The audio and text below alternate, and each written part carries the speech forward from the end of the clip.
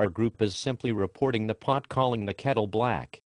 That is, Eric Johnson has stalked, blogged and made reports on his neighbors.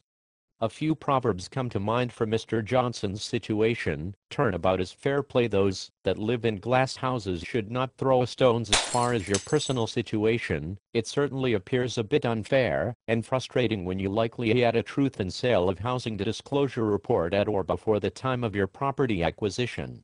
Contradictory to feeling protected, you ultimately felt violated. Most of us in the group are not fans of some in the inspections department. For the most part, most of the inspectors are good, honest, hard-working people serving the community. There are others, however, that are not all that honest. Guess who they are connected to? You guessed it. The current and future subjects of this blog site. We will definitely be exposing these relationships in future posts. Remember how you felt victimized when you were all excited about your home purchase, then getting orders you mentioned from inspections? Now imagine that there was someone behind it, and he is your neighbor, and he peers through his cracked shades and calls 311, just because you are a different color than he is, or because you have children that ride their bike near his house on the way home to their parents for a home-cooked meal.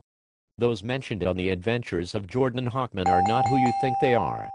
Even if you think you know a few things about them, it is actually worse. These are tough times, but that does not give someone the permission to become a racist. There is still far more to the Eric M. Johnson story. The difference between the Jordan Hawkman group and the Know Me terrorists is that when someone reaches out, we leave them alone, so they can simply be a neighbor again. That is how we have such a close-knit, motivated group that knows, or how to find just about everything. Let's just say the silent majority has decided enough is enough with this small, but very vocal group of racists.